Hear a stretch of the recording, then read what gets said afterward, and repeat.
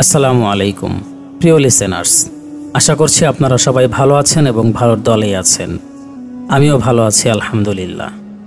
ভয়ের ডায়েরির আজকের পর্বে আমরা আপনাদের জন্য নিয়ে এসেছি কালো জাদুর একটি ভয়ঙ্কর ও বিভীষিকাময় ঘটনা, যা আপনার অন্তরাত্মাকে কাঁপিয়ে দিতে যথেষ্ট। ভয়ের ডায়েরির অন্ধকার করিডোরে যারা প্রতিনিয়ত ভয়কে আপন করে নেন, যারা প্রতিটি গল্পে গা ছমছমে সত্য খুঁজে বেড়ান, তাদের জন্য আজ একটি ভিন্ন বার্তা দিতে চাই। আপনাদের সবাইকে জানাতে চাই ঈদুল আজহার অগ্রিম শুভেচ্ছা ও মোবারকবাদ।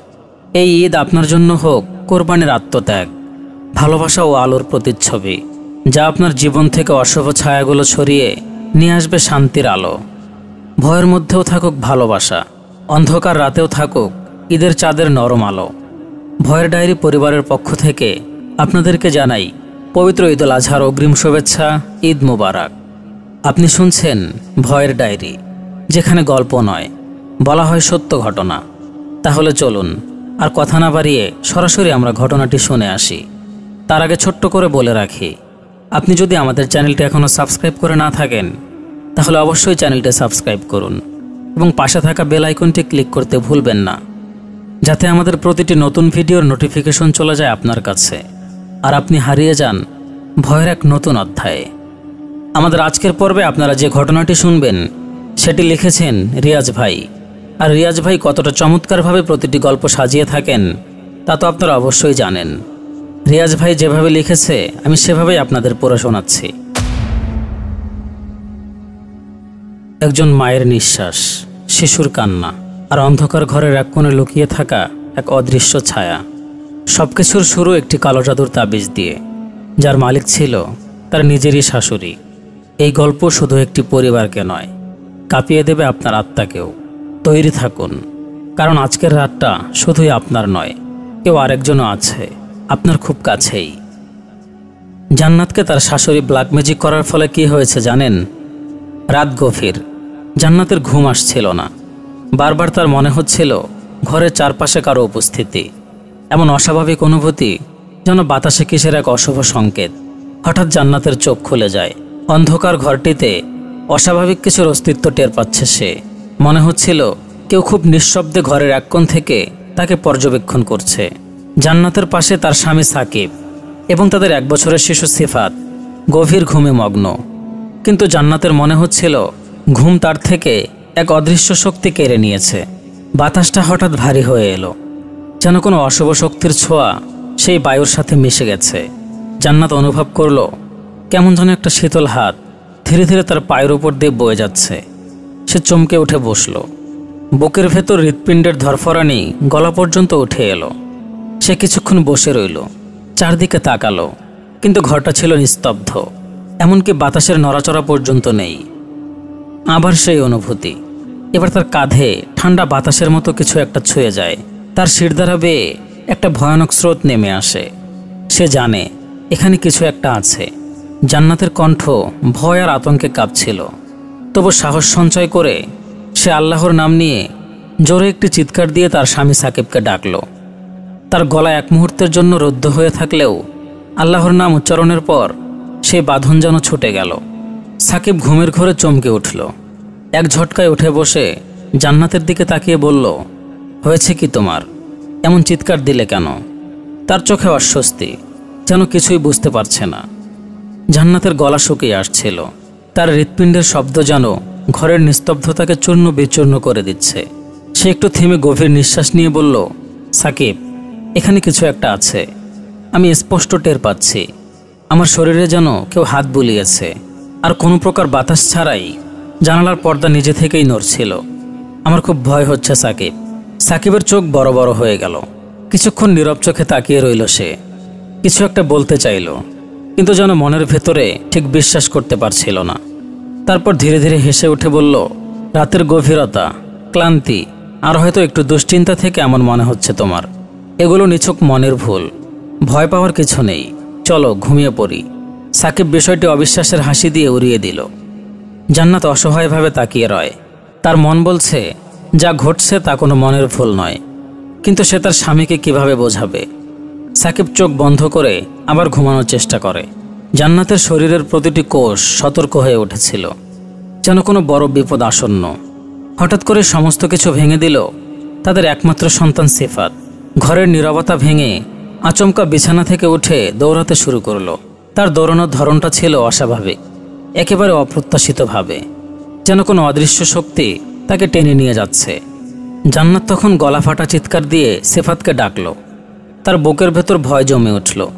সে তাড়াতাড়ি বিছানা থেকে লাফিয়ে নামল। সাকিবও জান্নাতের চিৎকার শুনে উঠে দাঁড়ায়। সাকিব বিস্ময়ে বলে ওঠে, কি হচ্ছে? তার চোখ সিফাতের দিকে আটকে যায়। শিশুটি দৌড়ে ঘরের এক কোণে গিয়ে থামে, যেন সেখানে কিছু দেখছে সে, অথচ ঘরের ওই কোণটি একেবারে খালি। সিফাত অদ্ভুতভাবে দাঁড়িয়ে থাকে সেখানে। জান্নাত তখন ছুটে গিয়ে সিফাতকে তুলে নেয়। তার শরীর ভয়ে কাঁপছিল। সাকিবও তৎক্ষণাৎ ছুটে গিয়ে পাশে দাঁড়ালো। এ কি, ও তো ঘুমাচ্ছিল, এমন হলো কিভাবে? সেদিন থেকেই শুরু হলো জান্নাত আর সাকিবের জীবনের অভিশপ্ত অধ্যায়। যে ঘর একসময় ছিল সুখের, স্নেহের এবং ভালোবাসার, সেখানে এখন গভীর আতঙ্ক আর অশুভ শক্তির অস্তিত্ব। সিফাতের চোখের সেই শূন্যতা যেন ক্রমশই বাড়তে থাকলো। দিনের পর দিন সে অস্বাভাবিক আচরণ করতে লাগলো। অকারণে চিৎকার করে উঠত। ঘরের এক কোণে বসে ফ্যালফ্যাল করে তাকিয়ে থাকত। মাঝে মাঝে এমনভাবে শীতল হয়ে যায়, জান্নাত ভয় পেয়ে ভাবতে থাকে সিফাত আর নেই। জান্নাতের স্বামীও দিন দিন পরিবর্তন হয়ে যেতে থাকে। ওর চেহারার দিকে তাকানো যায় না, কেমন একটা রাগী স্বভাবের হয়ে যায়। জান্নাতকে যে কখনো উঁচু গলায় কথা বলেনি, সে এখন জান্নাতের ক্ষুদ্র ক্ষুদ্র ভুল ত্রুটি নিয়ে বাড়ি মাথায় তোলে। বাচ্চার যত্ন নেয় না, ঘরের কাজ করে না, সারাদিন শুয়ে বসে খায়। এই ধরনের কথা শুনতে হয় জান্নাতকে। মোট কথা, জান্নাতের কোনো কাজ বা কথা সাকিব সহ্য করতে পারে না। এক প্রকার জান্নাতকে দেখলেই সাকিব রেগে লাল হয়ে যায়। জান্নাত নিজেও যেন রাত দিন দুঃস্বপ্নের মধ্যে আটকে থাকে। ঘরের চারপাশে অদ্ভুত কানাঘুষার মতো শব্দ শুনতে পায়, যেন কেউ তার কানে কানে কথা বলছে, অথচ কেউ নেই। রাতের বেলায় ঘরের বাতাস ভারী হয়ে যায়। তার মনে হতো কোনো অদৃশ্য শক্তি তার শ্বাসরুদ্ধ করে দিচ্ছে।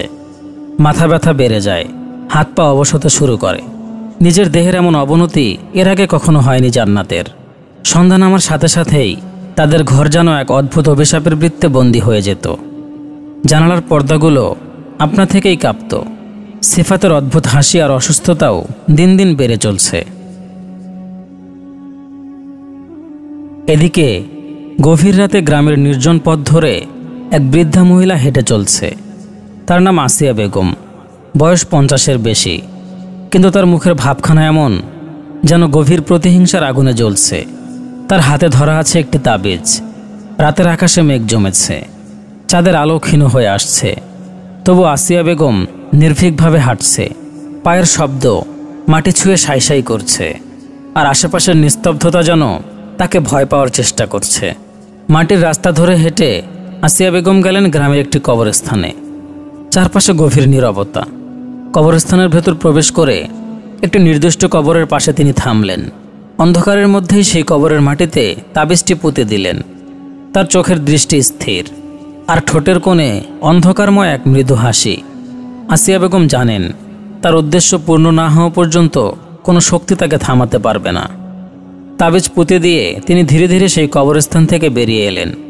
পায়ের নিচে কবরের মাটি, চারপাশে শীতল বাতাস, আর অন্ধকারের চাঁদ যেন তার পথের আলো দেখিয়ে দিচ্ছে। কবরস্থানের নিস্তব্ধতা আর ভয়ঙ্কর পরিবেশের মধ্যেও আসিয়া বেগম নিশ্চিন্তভাবে হেঁটে চললেন। মেঘময় আকাশে তখন হালকা চাঁদের আলো। গাছের ঘন পাতাগুলো যেন ফিসফিস করছে, যেন তারা আসিয়া বেগমের প্রতিহিংসা সম্পর্কে জানে। বাড়ির দরজায় পৌঁছে আসিয়া বেগম হাত পা ধুতে শুরু করলেন। হঠাৎ তার স্বামী এসে দাঁড়ালেন, মুখে কৌতূহলের ছাপ। এসব কেন করছো আসিয়া? তিনি ধীর কণ্ঠে বললেন, ওরা তাদের সুখ খুঁজে পেয়েছে, আল্লাহ ওদের জোড়া মিলিয়ে রেখেছে, তাই তারা একসঙ্গে আছে। এসব করে কি কোনো লাভ হবে? আসিয়া বেগমের মুখ অন্ধকার হয়ে উঠল। তার ঠোঁটে ক্রোধের ঝিলিক। তিনি সোজা হয়ে দাঁড়ালেন, তার কণ্ঠে প্রতিজ্ঞার অমোঘ সুর। আসিয়া বেগম বললেন, ওই ডাইনির কাছ থেকে আমি আমার ছেলেকে ফিরিয়ে আনবই। তার কণ্ঠে দৃঢ়তা। সে আমার ছেলেকে কেড়ে নিয়েছে, আর আমি তার কাছ থেকে তার স্বামী সন্তান কেড়ে নিব। আমি তাকে ধ্বংস না করে শান্তি পাব না। অস্বাভাবিক ঘটনাগুলো শুরু হওয়ার ঠিক 1 মাস পর জান্নাতের ঘরে এলো তার সবচেয়ে কাছের বান্ধবী নীলিমা। নীলিমা ঢাকায় থাকে, বড় একটা কোম্পানিতে কাজ করে। জান্নাতের কাছে নীলিমা সবসময় আশার আলোর মতো। যখনই বিপদ আসে নীলিমার সঙ্গে কথা বললেই জান্নাতের মনের বোঝা হালকা হয়ে যায়। কিন্তু আজ নীলিমা বনসুলভ এই বন্ধুত্বের উষ্ণতা খুঁজতে এসে বনের সেই চিরচেনা হাসি আর উজ্জ্বলতা কিছুতেই দেখতে পেল না। জান্নাতের চেহারায় অদ্ভুত এক শূন্যতা, আর চোখে এক গভীর বিষণ্ণতার ছায়া। কি অবস্থা তোর? নীলিমা হাসির ছলে বলল, কিন্তু চোখের দৃষ্টিতে গভীর অনুসন্ধান।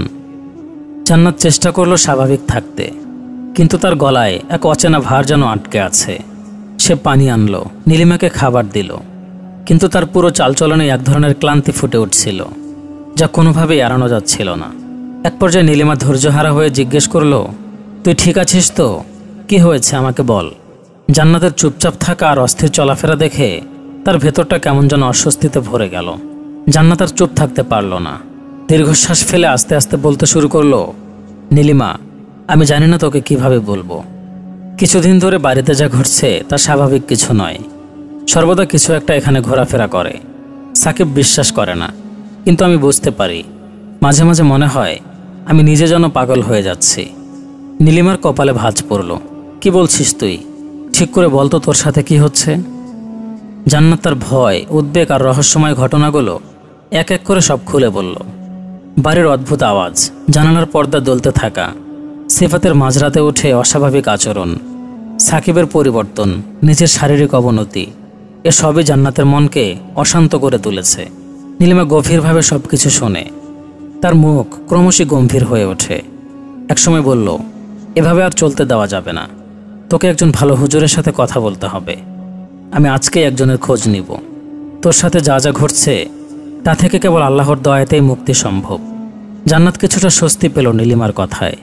এতদিন ধরে এক অদৃশ্য ভয় আর অশান্তির মধ্যে বাস করছিল সে, যা কাউকে খুলে বলতে পারেনি। নীলিমার সাহচর্যে যেন সে অন্ধকারের মধ্যে আলোর কণা দেখতে পায় সে। অনেকক্ষণ মত বিনিময় করে নীলিমা বিদায় নিল। কিন্তু রাতটা ছিল অন্যরকম। সাকিব বাসায় ফিরল, মুখে কালো মেঘের মতো রাগ নিয়ে। জান্নাত প্রথমেই বুঝল আজ কিছু একটা ভুল হয়েছে। সাকিবের চেহারায় এমন কঠিন অভিব্যক্তি আগে সে কখনো দেখেনি। অফিস থেকে ফিরে কোনো কিছু না বলে সোজা হনহনিয়ে নিজের রুমে চলে গেল সাকিব। জান্নাত তার পিছনে পিছনে যায়। চেষ্টা করলো স্বাভাবিকভাবে কথা বলতে। জান্নাত জিজ্ঞেস করলো, কি হয়েছে তোমার? দিনটা কেমন কাটলো অফিসে? কিন্তু কোনো উত্তর এলো না। সাকিব তখন মুখে এক গাঢ় নীরবতা নিয়ে ফ্রেশ হতে বাথরুমে ঢুকে গেল। জান্নাত দাঁড়িয়ে আছে। সাকিবের প্রতিটি আচরণ যেন একটা অদ্ভুত দূরত্বের ছাপ। এতদিনের মায়া মমতার সম্পর্ক যেন হুট করে দূর থেকে চলে গেছে, আর সাকিব যেন তার নাগালের বাইরে চলে যাচ্ছে। সাকিব ফ্রেশ হয়ে এসে বিছানায় শুয়ে পড়ল। এখনও কোনো কথা বলল না। জান্নাতের বুকের ভেতরে একটা অজানা শঙ্কা ধীরে ধীরে গভীর হচ্ছিল। সে আবার সাহস করে বলল, কি হয়েছে তোমার? তুমি কি খাবার খাবে না? কথাটা যেন তার গলার মাঝখানে আটকে গেল। সাকিব হুট করে বিছানা থেকে উঠে বসে জান্নাতের দিকে তাকিয়ে রেগে ফেটে পড়ল। সাকিব চিৎকার করে বলে উঠল, তুই খা তোর ভাত। আমি তোর চেহারাও দেখতে চাই না। তা কি তুই বুঝতে পারিস না? সাকিবের কথাগুলো শিলার মতো জান্নাতের বুকে আঘাত হানল।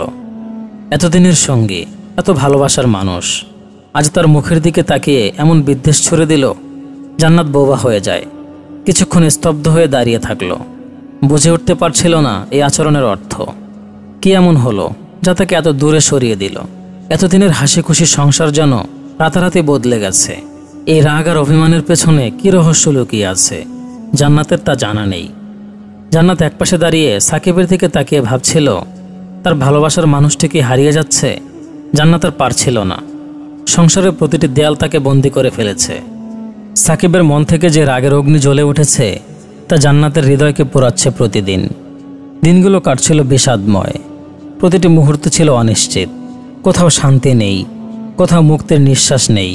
অবশেষে জান্নাত ভাবল, নীলিমার কথাই সে শুনবে। একদিন সে এক পরিচিত হুজুরের কাছে যাওয়ার সিদ্ধান্ত নেয়।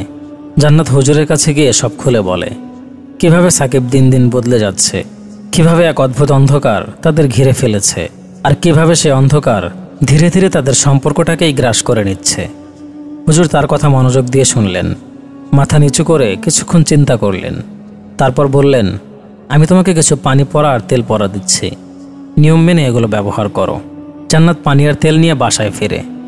প্রতিদিন সে নিয়ম মেনে পানি ছিটাতো, তেল মালিশ করত নিজের শরীরে। প্রতিটি কাজেই আল্লাহর নাম উচ্চারণ করে সে বিশ্বাস করত হয়তো সেই ভয়ঙ্কর ছায়া তাদের জীবন থেকে সরে যাবে। কিন্তু কিছুই ঠিকঠাক হচ্ছিল না, বরং প্রতিদিন সাকিবের রাগ আরও বেড়ে যাচ্ছিল। সাকিব এখন যেন ভয়ঙ্কর এক মানুষ হয়ে উঠেছে। একসময় তার ঠোঁট থেকে বিষাক্ত শব্দ বেরোতে শুরু করলো। কোনো একদিন সিফাতকে গোসল করানোর ছোট্ট একটি কারণে সাকিব হুট করে জান্নাতের দিকে তাকিয়ে বলল, তোকে ডিভোর্স দিতে ইচ্ছে করছে আমার, এভাবে আর তোর মুখ দেখতে চাই না আমি। কথাটা বজ্রপাতের মতো পড়ল জান্নাতের হৃদয়ে।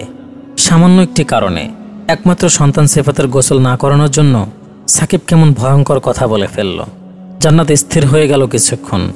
তার হাত পা শিরশির করতে লাগলো, বুকের ভেতরটা কাঁপতে শুরু করলো। কতটা গভীরে প্রবেশ করেছে এই অভিশাপ। একসময় সাকিবের ভালোবাসার প্রতিটি ছোঁয়ায় জান্নাত নিজেকে খুঁজে পেয়েছিল। আজ সেই সাকিব তাকে ছেড়ে যাওয়ার কথা বলে দিল। জান্নাতের মনে হলো সে অন্ধকার যা তাদের ঘিরে ধরেছে তা এখন আর নিছকই ছায়া নয়, এটা এক মরণ ছোবল। সাকিবের মুখ থেকে বের হওয়া সেই কথাগুলো ছিল এই ছোবলের প্রথম আঘাত। সময় যখন পার হয়ে মাসে পরিণত হলো, তখন জান্নাতের অসুস্থতা ক্রমাগত গভীর হতে লাগলো। প্রাথমিক পর্যায়ে মাথা ব্যথা ও অবসাদের অবিরাম সংঘাত। তারপর একদল অশান্তি ও ভয়ের অদৃশ্য ছায়া তার শরীরের উপর ভর করে। দিন দিন তার দেহ যেন ক্রমশ জীর্ণ হয়ে পড়ছে।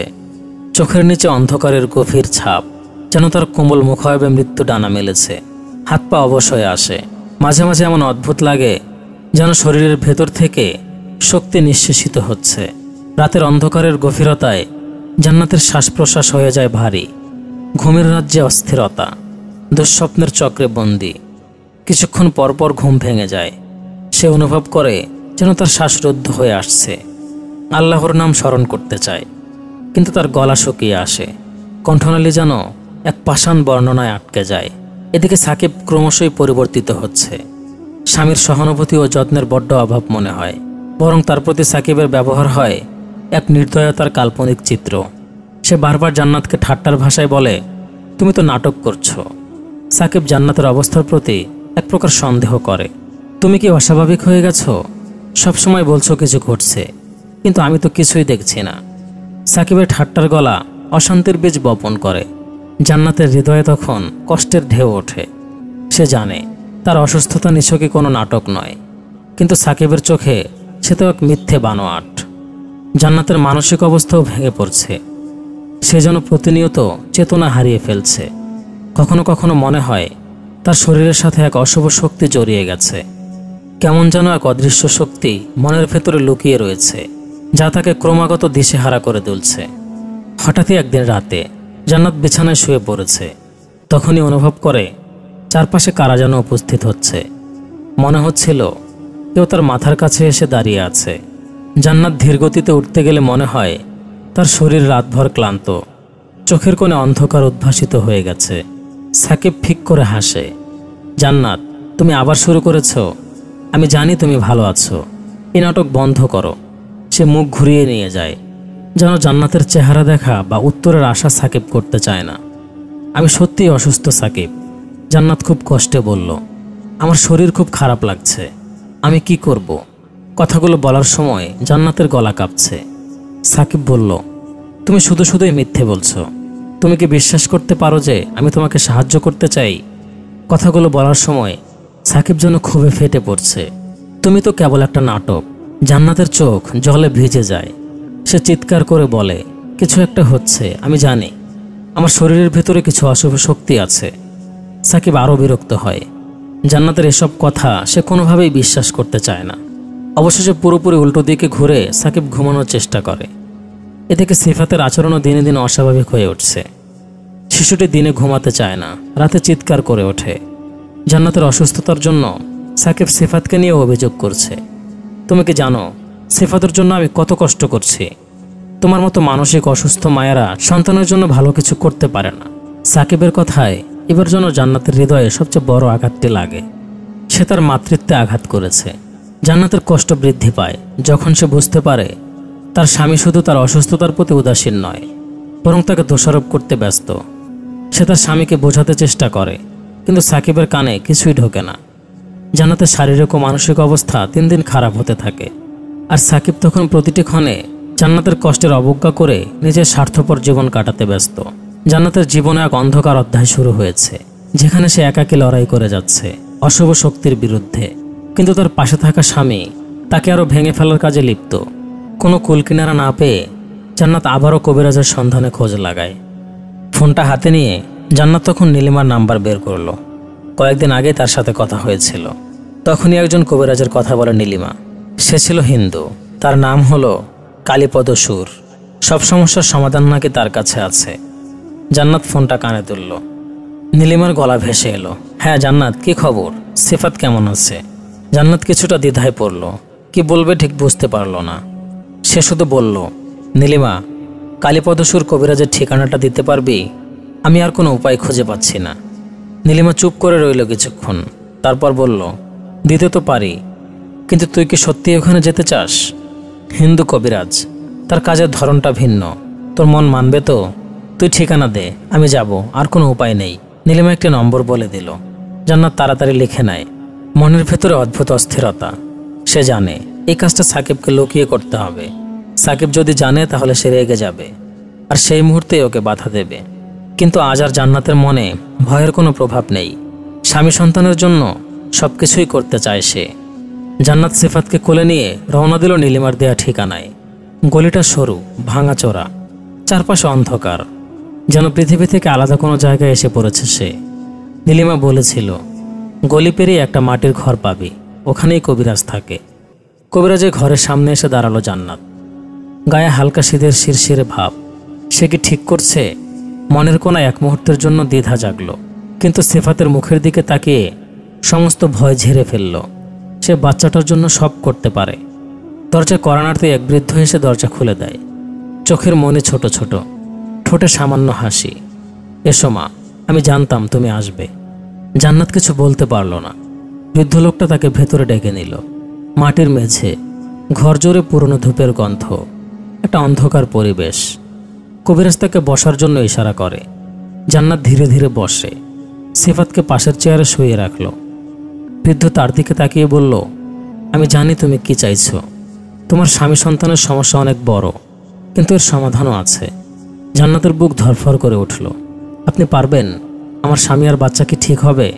বৃদ্ধ কিছুক্ষণ তাকিয়ে রইল, যেন ওর মনের গভীরে ঢুকতে চাইছে। তারপর শান্ত গলায় বলল, কাজটা সহজ নয়, কিন্তু করা সম্ভব। তবে বিনিময়ে তোমাকে কিছু দিতে হবে। বিনিময় ছাড়া কিছু পাওয়া যায় না। সব কিছুর জন্যই একটা মূল্য আছে। জান্নাতের মনটা ছটফট করতে লাগলো। কি করতে হবে আমার? কত টাকা দেব বলুন? কবিরাজ ধীরে ধীরে উঠে দাঁড়ালো। ঘরের এক কোণে রাখা একটি পুরনো কাঠের আলমারি খুলল। ভেতর থেকে এক ধরনের তাবিজ বের করে আনলো। টাকার বিষয় নয়, এই যে এটা নাও। তবে শুধু এটা দিলেই হবে না, এর পেছনে কাজ করতে হবে। তুমি কি আমার কথা শুনবে? জান্নাত ভয় পেয়ে যায়।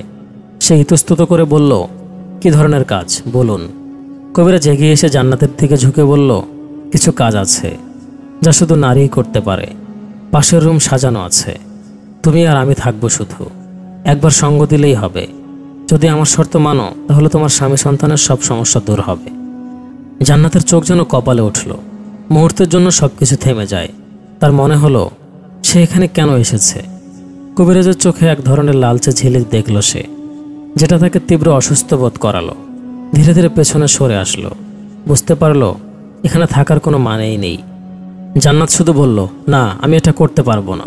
কবিরাজের ঠোঁটে তখন হাসির রেখা ফুটে উঠল। সে জান্নাতকে বলল, তুমি আবার ফিরে আসবে, এছাড়া তোমার কোনো উপায় নেই।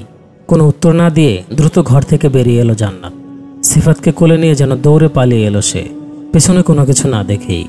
অন্যদিকে আকাশে ফাল্গুনি চাঁদের আলো যেন সারা দুনিয়াকে আবছা সাদা রঙে ঢেকে রেখেছে। সব কিছুতেই এক ধরনের স্বপ্নময় মায়া ছড়িয়ে আছে। কিন্তু আজকের এই রাত কোনো সাধারণ রাত নয়। গভীর নিস্তব্ধতা ভেদ করে আসিয়া বেগম মাটির উঠানে একলা বসে আছেন। চারদিকে নীরবতা, শুধু মাঝে মাঝে শিয়ালের কান্নার আওয়াজ কানে আসে। তার হাতে ধরা রয়েছে দুটি পুতুল, একটি জান্নাতের এবং আরেকটি সিফাতের প্রতীকী। পাশেই রাখা একটি কাচের বয়ামে শুকনো মরিচ। সেটি থেকে কিছু মরিচ তুলে নিলেন আসিয়া বেগম। তার মুখের চারপাশে একটা কঠিন ও নির্দয় অভিব্যক্তি। পুতুলগুলোর দিকে তাকিয়ে তিনি কিছুক্ষণ চুপ করে দাঁড়িয়ে থাকলেন। আকাশের দিকে একবার চোখ তুলে তাকালেন। আজকে চাঁদের আলো যেন একটু বেশি, কিন্তু এই শান্তির নিচে লুকিয়ে আছে ভয়ঙ্কর অশুভ কিছু। আস্তে করে আসিয়া বেগমের হাতের আঙুলে একটি দিয়াশলাই কাঠি জ্বলে উঠল। আগুনের শিখা ছোট হলেও তার ভেতরে এক অদ্ভুত শক্তি। সেই আগুনের শিখা ধীরে ধীরে পুতুল দুটির দিকে এগিয়ে যায়। প্রথমে জান্নাতের প্রতীক পুতুলটা, তার চারপাশে ঘুরতে থাকা শিখা মুহূর্তেই লেগে গেল পুতুলটিতে। আগুনের সঙ্গে সঙ্গে এক অভিশাপ ছড়িয়ে পড়ল। পুতুলটি জ্বলে ওঠার মুহূর্তেই জান্নাতের শরীরে এক তীব্র জ্বালা পোড়া শুরু হলো। জান্নাত নিজ বাড়ির মধ্যে হঠাৎই বুকের মধ্যে আগুনের মতো ব্যথা অনুভব করে, যেন তার রক্ত, তার হাড়, মাংস সবকিছু এক অদৃশ্য আগুনে জ্বলছে। জান্নাত চিৎকার করতে লাগলো। তার মুখ দিয়ে কোনো ভাষা বেরোলো না, শুধু কাতরানোর আওয়াজ। সিফাতের অবস্থাও ভিন্ন নয়। ছোট্ট শিশু, তার নরম ত্বক যেন ধীরে ধীরে আগুনে ঝলসে যাচ্ছে। শ্বাস নিতে পারছে না, শুধু হাত পা ছুটছে। আসিয়া বেগমের মুখে তখন এক চিলতে ঠোঁটবাঁকা হাসি ফুটে ওঠে। তিনি জানতেন এটাই হবে। পুতুল দুইটা জ্বলছে, জান্নাত এবং তার ছোট্ট শিশুর শরীর পুড়ছে। আগুনের শিখায় পুতুলগুলোর দেহ ক্রমশই গলে যাচ্ছে। ধীরে ধীরে জান্নাত আর সিফাতের প্রাণশক্তিও শুষে নিচ্ছে। আসিয়া বেগমের কণ্ঠে এক ধরনের মন্ত্র ঝরছে, ঠোঁটে অদ্ভুত খেলা। হঠাৎ করে আকাশে মেঘ জমে গেল, মৃদু বাতাসের গুঞ্জন শুরু হলো। পেছনের গাছগুলো যেন রাতের অন্ধকারে কেঁপে উঠল। অথচ আসিয়া বেগমের মুখে কোনো বিকার নেই, তার কাজ শেষের পথে। এদিকে সাকিব এখনো আসেনি। সিফাতকে বুকে নিয়ে জান্নাত শুয়ে আছে বিছানায়, পাশে বসে আছে নীলিমা। নিশ্চুপ রাতের অন্ধকারে জান্নাতের চোখের কোণে বদ্ধ জলরেখা, হৃদয় জুড়ে একটি বিষণ্ণতার কাঁদন। জান্নাত তখন কান্না ভরা গলায় বলল, নীলিমা, কবিরাজের দেওয়া প্রস্তাবটা আসলেই বাজে ছিল অনেক। আমি ভাবতেও পারিনি এমন কিছু বলবেন তিনি। কতটা আতঙ্কিত হয়েছিলাম জানিস। নীলিমা আশ্বস্ত করার চেষ্টা করে, আচ্ছা শোন, আমি একজন ভালো হুজুরের কথা শুনেছি। তার নাম আয়ুব হুজুর। ফেসবুকে তার একটি বড় পেজ আছে, সেখানে অনেকেই তার সাহায্যে অনেক সমাধান পেয়েছে। তুই একবার চেষ্টা কর, একটা শেষ চেষ্টা করে দেখ কি হয়। জান্নাত একটু দ্বিধাগ্রস্ত হয়ে যায়। কিন্তু নীলিমা, আমি তো সবসময় অফলাইনেই ভুয়া কবিরাজদের দেখেছি, অনলাইনে বিশ্বাস করি কিভাবে বুঝবো এটা সত্যি? নীলিমা জোর গলায় বলে, অনেক স্থানেই তার নাম জেনেছি আমি। পেজটা নিয়ে অনেকে অনেক কিছু বলছে, খুবই ইতিবাচক। যদি কিছু না হয় তবে ভাগ্যের উপরেই ছেড়ে দিতে হবে। কিন্তু যদি হয় তাহলে ক্ষতি কি? জান্নাত কিছুক্ষণ চিন্তা করে। ব্ল্যাক ম্যাজিকের আতঙ্ক তাকে অনেকটাই গ্রাস করেছে। আবার একটু সাহস খুঁজে পায় এবং আয়ুব হুজুরের পেজে মেসেজ পাঠানোর সিদ্ধান্ত নেয়। এরপর সে নীলিমাকে বলে, ঠিক আছে, আমি চেষ্টা করব, কিন্তু যদি কিছু না হয় নিজের শেষটা দেখার অপেক্ষা করা ছাড়া আর গতি নেই। এরপর জান্নাত ফোনে চোখ রেখে দ্রুত পেজটি খুঁজতে শুরু করে। মনে মনে চিন্তা করতে থাকে, এটাই যেন তার মুক্তির পথ হয়। মেসেজ পাঠানোর 2 দিন হয়ে যায়, সেই পেজ থেকে কোনো সাড়া মেলেনি। এদিকে দিন বাড়ার সাথে সাথে জান্নাতের অবস্থা ভয়াবহ হতে থাকে। ব্ল্যাক ম্যাজিকের প্রভাবে তার চুলগুলো আরও বেশি করে ঝরতে শুরু করে। আয়নার দিকে তাকালে সে দেখতে পায় তার স্বাভাবিক সৌন্দর্য ক্রমশই বিলীন হয়ে যাচ্ছে। সাকিব দিন দিন জান্নাতের সাথে আরও খারাপ আচরণ করতে শুরু করে। সাকিবের গম্ভীর মুখাবয়ব জান্নাতের প্রতি ক্রোধের একটি প্রতীক হয়ে দাঁড়ায়। তুমি কেমন আছো জিজ্ঞাসা করলেও সাকিব শুধু তাকায়। তার চোখে কোনো প্রেম নেই কোনো সহানুভূতি। এর মধ্যে সিফাতের শুরু হয় আরেক সমস্যা। সারাক্ষণ নিজে নিজেই কথা বলে যায়। তার মুখ থেকে বের হয় অদ্ভুত সব শব্দ। সে আর 10টা শিশুর মতো রইল না। তার শুকিয়ে যাওয়া চোখ গভীর কোনো অন্ধকারের রহস্য গোপন করে রাখে। জান্নাতের সমস্ত শরীর দুর্বল হতেই থাকে, আর মনের মধ্যে এক অদৃশ্য শঙ্কা ঘুরপাক খাচ্ছে। ঠিক সেই সময় 3 দিন পর একটি মেসেজ আসে আয়ুব হুজুরের পেজ থেকে। আপনার সমস্যা উল্লেখ করুন সংক্ষিপ্তভাবে, ইতিহাস না লিখে কোন সমস্যার সম্মুখীন হচ্ছেন আর কি বলতে চাচ্ছেন, মূলত সেটি 3-4 লাইনে লিখুন। নোটিফিকেশনের শব্দে যখন সে মেসেজ চেক দেয় তখন দেখে এটি। জান্নাত তখনই দ্রুত টেক্সট করতে শুরু করে, হুজুর, আমি অনেক সমস্যার সম্মুখীন হচ্ছি। আমার ছোট্ট ছেলে আর স্বামীকে নিয়ে বেশি চিন্তিত আমি। এরপর আরও কিছু লিখতে যাবে তখনই পেজ থেকে মেসেজ এলো, আগে আপনার হাজিরা দেখতে হবে। হাজিরায় সিরিয়াল দেওয়ার জন্য আপনার 1 কপি ছবি, নাম এবং ফোন নম্বর দিতে হবে, যাতে কল করে হাজিরা বলা যায়। তবে যেহেতু আপনারা 3 জন, তাই 3 নামেই দেখতে হবে। প্রতি নামের ক্ষেত্রে আলাদা আলাদা চার্জ প্রযোজ্য। জান্নাতের ভিতর একটি আশার প্রদীপ আবারও জ্বলে ওঠে। তাহলে আমি হাজিরা সিরিয়াল দিতে চাই। হাজিরার হাদিয়া এখনই দিয়ে দিচ্ছি। হাদিয়া পেমেন্ট শেষে পেজ থেকে মেসেজে জানালো, আজ রাত 10টায় হুজুর আসন বসাবে, তখন আপনাকে কল দিয়ে হাজিরা বলা হবে। এই মেসেজ দেখে জান্নাত অবাক হয় কিছুটা। এরপর আবার বললেন, আপনি কি তাহলে হুজুর না? জান্নাতের প্রশ্নে উত্তর এলো, আমি শুধুই একজন লেখক। আপনাদের মতো আক্রান্ত ব্যক্তিদের মেসেজ পেতে পেতে আমি এমন একজন লোকের সন্ধানে ছিলাম যিনি আক্রান্ত ব্যক্তিদের সুস্থ করতে পারেন। হাজারখানেক হুজুর আর তান্ত্রিক চেক করার পর একজনকে পেয়েছি। তার নাম আইয়ুব হুজুর, বাড়ি মিয়ানমার, তবে বাংলাদেশের বর্ডারের পাশে পাহাড়ে থাকেন। অনেকে তার ভাষা বুঝতে পারে না, আবার অনেকে এত দূরে এসে ট্রিটমেন্টও করতে পারে না। অনেক ক্ষেত্রে রোগীদের ভাষা তারও বুঝতে অসুবিধা হয়ে যায়। যেহেতু আমি দুই ভাষাতেই পারদর্শী, তাই আমি নিজ দায়িত্বে আপনাদের সাহায্য করে যাচ্ছি। যদি দূর থেকে আপনার ট্রিটমেন্ট হয়ে যায় তবে আপনার এখানে আসতে হবে না, আর যদি আপনাকে এখানে আসতে হয় তবে ট্রিটমেন্ট করাবেন, কিন্তু আগে হাজিরাটা জানিয়ে দিই আপনাকে। এরপর না হয় ট্রিটমেন্ট করবেন নাকি করবেন না সেটা নিয়ে ভাববেন। জান্নাতের মনে কিছুটা আশার আলো ফুটে ওঠে, কিন্তু আশার সঙ্গে সঙ্গে ভয় অন্ধকারের মতো ঘিরে ধরে। এইবারও যদি ব্যর্থ হয় তখন কি হবে? তবুও শেষ চেষ্টা ভেবে জান্নাত হাজিরার অপেক্ষায় বসে রয়। এই ঘটনার পরবর্তী অংশ আমরা সেই পেজের অ্যাডমিনের ভাষ্যমতেই শুনব। চলুন তাহলে শোনা যাক এরপর জান্নাতের সাথে কি হলো। বলছেন অ্যাডমিন সাহেব, এই ঘটনায় আমি আপনাদের অনেক অজানা প্রশ্নেরও জবাব দেওয়ার চেষ্টা করেছি। অনেকে আমাকেই হুজুর ভেবে বসে থাকেন, সেটি সম্পূর্ণ ভুল। ব্ল্যাক ম্যাজিকে আক্রান্ত আমার পরিবারও ছিল। আমি নিজেও ব্ল্যাক ম্যাজিকের ভিকটিম। এর ভয়াবহতার অভিজ্ঞতা রয়েছে আমার। সেসব ভেবে ব্ল্যাক ম্যাজিকে আক্রান্ত ব্যক্তিদের সাহায্য করছি, কিন্তু যাকে তাকে নয়। যেহেতু এটা আমার পেশা না, তাই শুধু পেজ থেকে আমার ফলোয়ারদেরকেই সাহায্য করি। আমার ব্যক্তিগত জীবন ব্যস্ততাযুক্ত। সপ্তাহে শুধু 1-2 দিন হুজুরে বাড়ি গিয়ে রোগীদের কেসগুলো দিয়ে আসি। চলুন তাহলে কথা না বাড়িয়ে এবার ঘটনায় ফিরে যাই। যখন জান্নাত হাজিরার জন্য প্রয়োজনীয় তথ্য দিল তখন আমি তাকে আশ্বস্ত করলাম। জান্নাতের কান্না, তার ছোট ছেলের অস্বাভাবিক আচরণ আর স্বামীর বদলে যাওয়া সবকিছু আমাকে স্পর্শ করলো। আমি জানি এই পরিস্থিতি থেকে তাদের বের করা সম্ভব। আইয়ুব হুজুরের বাড়িতে প্রবেশ করতেই এক অদ্ভুত পরিবেশ অনুভব করলাম। ঘরটি অন্ধকারে আচ্ছাদিত, কিন্তু হুজুরের চোখের কোণে এক ধরনের দীপ্তি ছিল। আমার দৃষ্টি আকর্ষণ করলো তার অসুস্থতা। তিনি কাঁপছিলেন। এরপর আমি চিন্তিত গলায় জিজ্ঞেস করলাম, হুজুর আপনার কি হয়েছে? তিনি খানিক থেমে বললেন, নতুন একটি কাজের রিসার্চ করতে গিয়ে আঘাত পেয়েছি। তার কণ্ঠে অসহায়ত্ব ছিল। আমি জানতে চাইলাম কিভাবে। এরপর আইয়ুব হুজুর বললেন, একটা ছায়া আচমকা এসে আমাকে মাটিতে ফেলে দিল। ঘরটা লণ্ডভণ্ড হয়ে গেল, কিন্তু আমি কোরআনের আয়াত উচ্চারণ করতে থাকলাম। আর তখনই তার চোখে কিছুটা আতঙ্ক দেখা দিল। এরপর তিনি আবার বলতে শুরু করলেন, বিশেষ কিছু আয়াত ছিল যেগুলো উচ্চারণ করতে গিয়ে আমি অদৃশ্য শক্তির মুখোমুখি হয়েছিলাম। আমি শুনতে শুনতে বোঝার চেষ্টা করলাম তার মুখে উচ্চারিত আয়াতগুলো। আমি প্রশ্ন করলাম, হুজুর আপনি কি সফল হয়েছেন? তিনি বললেন, হ্যাঁ সফলতা এসেছে, কিন্তু সেই শক্তির আঘাত আমার শরীরে প্রচণ্ড জ্বর নিয়ে এসেছে। আজ আমি একজন শক্তিশালী জিনকে বন্দী করেছি। এ ব্যাপারে তোমায় অন্যদিন বলবো। তার কণ্ঠে অনুশোচনা ছিল। ওনার হাল দেখেও আমি জান্নাতের কথা হুজুরের কাছে তুলে ধরলাম। যদিও জান্নাতের সাথে অনেকের কেস ছিল, কিন্তু জান্নাতের কষ্ট এবং অসহায়ত্ব দেখে আমি হুজুরকে আসন বসাতে বাধ্য করলাম, শুধু জান্নাতের জন্যেই। অসুস্থ শরীর নিয়েও তিনি আমার অনুরোধ ফিরিয়ে দিলেন না, কেবলমাত্র জান্নাতের হাজিরা দেখতে আসন বসালেন। আইয়ুব হুজুর অসুস্থ স্বরে আয়াত উচ্চারণ করলেন এবং মুহূর্তের মধ্যে হাজির হলেন ওসমান হুজুর, যে ছিল আইয়ুব হুজুরের পালিত জিন। এদিকে আমি সাথে সাথে জান্নাতকে ফোন করলাম। আইয়ুব হুজুর এক নজর দেখে নিলেন জান্নাত এবং বাকি 2 সদস্যের নাম ও ছবি। কিছুক্ষণ চোখ বন্ধ রেখে নিশ্চুপ থাকলেন। কয়েক মুহূর্ত পরেই হুজুর বলতে শুরু করলেন, জান্নাত এবং তার স্বামী সন্তান কুফরি কালামে আক্রান্ত। এক বৃদ্ধ মহিলা প্রতিনিয়ত এসব করে যাচ্ছে।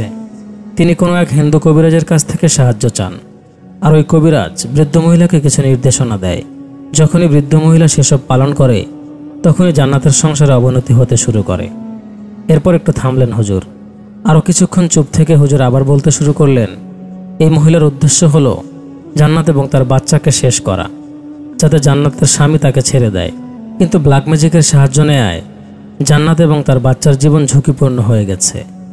ওই মহিলা এ পর্যন্ত মোট 33টি তাবিজ পুড়িয়েছে। এর মধ্যে 12টি তাবিজ জীবিত হয়, অর্থাৎ 12টি জিন এখন জান্নাত এবং তার বাচ্চার প্রাণ নিতে কাজ করছে।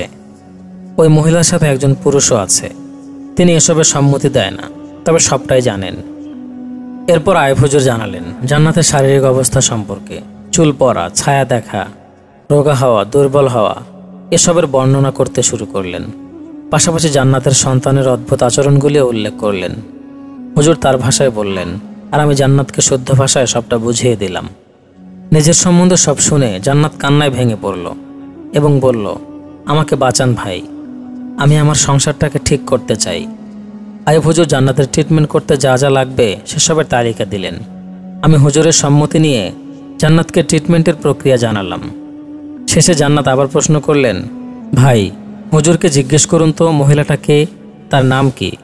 আমি হুজুরকে জিজ্ঞেস করায় তিনি বললেন, হাজিরায় নাম বলা নিষেধ আমার, তবে বিবরণ শুনে চিহ্নিত করতে বলো। আমি রোগীদের সুস্থ করার জন্য আল্লাহর নির্দেশনা অনুযায়ী রুকাইয়া করি। মানে আমার কাজ হচ্ছে সমস্যার সমাধান করা, সমস্যা সৃষ্টি করা নয়। জান্নাত আর জোর করল না, কোনো দ্বিধা না রেখে কেসটা দিয়ে দিলেন। কিন্তু কাজটা শেষ করতে সময় লাগবে। সিরিয়ালের পেন্ডিং কেস রয়েছে অনেক। জান্নাতের সিরিয়াল যেদিন আসবে সেদিনই হুজুর কাজের আসন বসাবেন। 6 দিন পর সিরিয়াল এসেছে জান্নাতের। আইয়ুব হুজুর আমাকে জানালেন, আগামী 3 দিন ওর আসন চলবে, একটা না। শুরুর আসনে একা পারবেন না, তাই আমাকেও থাকতে বললেন। ব্যস্ততার জন্য দিনে যেতে না পারলেও রাত 8টার পর আমি হুজুরের বাড়ি যাই। আইয়ুব হুজুরের বাড়িতে পৌঁছে আমি অনুভব করলাম এক অদ্ভুত স্নিগ্ধতা আর অজানা আতঙ্ক পরিবেশটিকে ঘিরে রেখেছে। জুন মাসের মাঝামাঝি সময়, আর কক্সবাজারের পাহাড়ি অঞ্চলে এক ভয়াবহ গরমে চারপাশ যেন নিস্তব্ধ হয়ে গেছে। সূর্যের তাপ সারাদিন জমে থাকা মাটির ওপর রাতেও রয়ে গেছে। পাহাড়ের ফাঁক দিয়ে মাঝে মধ্যে আসা মৃদু বাতাস সেই উষ্ণতাকে সামান্য প্রশমিত করলেও এক গভীর নীরবতা, যা প্রকৃতির নয়, তাকে অনুভব করতে গিয়ে শরীর শিহরিত হলো। আইয়ুব হুজুরের আসন বাতাসের সাথে মিশে এক অদৃশ্য শক্তির কেন্দ্রবিন্দু হয়ে গেছে। জান্নাতের ওপর পড়া বান কাটানোর উদ্দেশ্যে হুজুর আজ গভীর মন্ত্রের মাধ্যমে প্রস্তুত হচ্ছেন। জান্নাত ঢাকায় আর আমি এখানে। আমাকে আজকের সব কিছু ফোনে জান্নাতকে বুঝিয়ে দিতে হবে, কারণ কাজটি স্পর্শকাতর। আঞ্চলিক ভাষায় ভিন্নতার জন্য সামান্য ভুল বোঝাবুঝিতে কাজের গতি থমকে যেতে পারে। আমার মনে নানা প্রশ্ন নিয়ে আইয়ুব হুজুরের ঘরের ভেতরে প্রবেশ করলাম। তার কক্ষে এক প্রকার অন্ধকার আর ধোয়ার মতো পরিবেশ, যেন বাইরের বাস্তবতা থেকে আলাদা এক জগতে নিয়ে যায়। আমাদের মধ্যে হালকা কথোপকথন হলো। হুজুর তার অভিজ্ঞতাপূর্ণ চোখে আমায় দেখলেন, যেন বুঝে গেলেন আমার ভেতরের অস্থিরতা। এসব নিয়ে দৌড়াদৌড়ি করলেও এসবে আমার কিছুটা ভয় অনুভব হয়, কারণ এই অবধি অনেকের উপকার করতে গিয়ে আমি নিজেই ক্ষতিগ্রস্ত হয়েছি। এরপর হুজুর গম্ভীর গলায় বললেন, আজকে রাতেই জান্নাতের পিছনে জিনদের সরাতে হবে আগে। তারা 12 জন বিচিত্র এবং অশান্ত জিন। প্রতিটি জিন আলাদা শক্তির অধিকারী। মন্ত্র উচ্চারণ করলে একে একে তারা আসবে। এদের প্রতিটি ভয়ঙ্কর। আয়াতে সামান্য কিছু ভুল হলে তাদের প্রতিরোধ করা সম্ভব হবে না। আইয়ুব হুজুর তখন ঘরের সব আলো বন্ধ করে একটি চারাক জ্বালিয়ে দেয়। ঘরের ভেতরের বাতাস ভারী হতে শুরু করে। হুজুর নিজের আসনে শক্ত হয়ে বসলেন, আয়াত জপতে শুরু করলেন। আমি দেখছিলাম কিভাবে তার চারপাশে পরিবেশ বদলে যাচ্ছে। হঠাৎ ঘরের মাটি কাঁপতে শুরু করলো। একে একে 12টি জিনের উপস্থিতি টের পেলাম। তারা যেন ছায়ার আকারে আশপাশে ঘুরপাক খাচ্ছে। যখন হুজুরের আসনের দিকে তাকাই, তখনই আশেপাশের ছায়াগুলো অনুভব করি। কিন্তু ছায়াটি দেখতে যখনই মাথা তুলি, তখন আর দেখতে পাই না তাদের। বুঝে যাই তারা আক্রমণের জন্য প্রস্তুত। সবকিছু স্তব্ধ হয়ে গিয়েছিল, যেন সময় থেমে গেছে। তবে সেই নিস্তব্ধতার মধ্যেও অশুভ শক্তির এক নিঃশব্দ কম্পন ছিল, যা প্রতিটি মুহূর্তে আরও তীব্র হয়ে উঠছিল। আইয়ুব হুজুর স্থির হয়ে যান। তার হাতে এক পুরনো হাড়ের টুকরো, আর অন্য হাতে ছিল একটি রহস্যময় লাঠি। হুজুরের চোখ তখন গভীর ধ্যানে মগ্ন। মুখে আয়াতের প্রতিধ্বনি ধীরে ধীরে বাড়তে থাকলো। সেই আয়াতের শব্দ ঘরের দেয়ালের ভেতরে গিয়ে প্রতিধ্বনিত হচ্ছে। আর তার সাথে আমি দেখতে পেলাম ঘরের মাঝখান থেকে এক অদ্ভুত বাতাসের ঘূর্ণি ধীরে ধীরে তৈরি হচ্ছে। হঠাৎ করে সেই ঘূর্ণির মধ্য থেকে কালো ধোয়ার মতো কিছু বেরিয়ে এলো। প্রথমে সেটি ছিল এক ধোঁয়াশা, কিন্তু ধীরে ধীরে তার আকার স্পষ্ট হয়ে ওঠে। তা আর কিছু নয়, বরং এক বিকৃত বায়বীয় হাত। হাতটি ছিল কালো, লম্বা, আর তার আঙুলগুলো অসম্ভব সরু, যেন কোনো প্রাণীর নখের মতো। সেটা সরাসরি হুজুরের দিকে ছুটে এলো চেপে ধরার জন্য। আমি সেখানেই জমে গিয়েছিলাম। হৃদস্পন্দন থেমে গিয়েছিল, কিন্তু আইয়ুব হুজুরের মধ্যে কোনো ভীতি দেখা গেল না। তার চোখ ছিল স্থির। তিনি এর জন্য প্রস্তুত ছিলেন। লাঠিটি উঁচু করে ধরে তিনি সেই হাতের দিকে এগিয়ে দিলেন, আর এক মুহূর্তে হাতটি থেমে যায়। লাঠির মাথা থেকে এক অদ্ভুত আলোর রেখা বেরিয়ে আসে, যা বাতাসকে চিরে দিয়ে সেই হাতটির চারপাশে ঘিরে ধরে। হাতটি ধীরে ধীরে থেমে যায়। তার আঙুলগুলো কাঁপতে শুরু করে, আর ঘরের বাতাসে এক অসহ্য গন্ধ ছড়িয়ে পড়ে, যেন গভীর কোনো স্তূপ থেকে উঠে আসা পচা মাংসের গন্ধ। হুজুর এবার তার হাতে থাকা হাড়টিকে সামনে তুলে ধরলেন। হাড়টির গায়ে কালো দাগ আর ক্ষতচিহ্ন, যা বহু পুরনো। আয়াতের প্রতিধ্বনি আরও তীব্র হতে থাকে। আর সেই হাতটি ক্রমেই দুর্বল হয়ে পড়ে।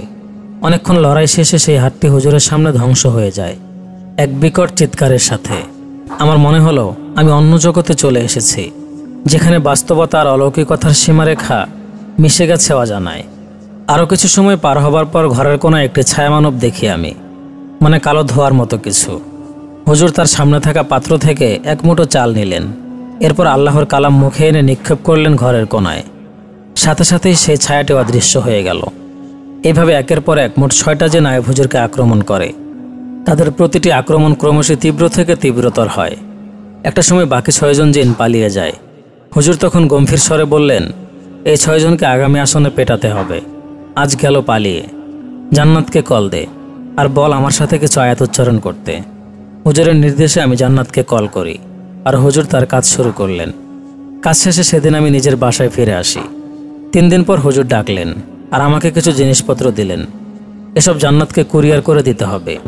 এরপর হুজুর তার ব্যবহার প্রক্রিয়াটাও বুঝিয়ে দেয়। আমি নির্দেশনা অনুযায়ী সেসব জান্নাতকে পাঠিয়ে দেই। এরপর প্রায় 11 দিন পর জান্নাতের কল আসে। তার ভাষ্যমতে স্বামীর পরিবর্তন আর বাচ্চার অস্বাভাবিক আচরণ আল্লাহর রহমতে ঠিক হতে শুরু করে, তবে পুরোপুরি স্বাভাবিক হতে প্রায় 1 মাস লেগে যায়। হুজুর আবার আসন বসায় আর হাজিরায় দেখে বললেন, জান্নাতের শাশুড়ি অনেক চেষ্টা চালাচ্ছে আবার, কিন্তু কোনোভাবে কাজ হচ্ছে না, তাই প্রচুর হতাশ তিনি। জান্নাতকে বলিস জিনিসগুলোর সঠিক ব্যবহার আর নিষেধাজ্ঞা মেনে চলতে। শাশুড়ি যতই কুফরির সাহায্য নিতে দাও, এর প্রভাব আর জান্নাতের উপর পড়বে না। এদিকে জান্নাতও জেনে যায় বৃদ্ধ মহিলা তার শাশুড়ি ছাড়া কেউ নয়। বোনের মেয়ের সাথে বিয়ে দেওয়ার শখ করেছিলেন ছেলেকে। এদিকে বোনের মেয়ের চরিত্র দোষ থাকায় সাকিব রাজি ছিল না, কিন্তু বোনের স্বামীর অধিক সম্পদের লোভ ছাড়তে পারছিলেন না সাকিবের মা। অথচ সাকিব নিজেই তার খালাতো বোনকে অনেক ছেলের সাথে দেখেছে।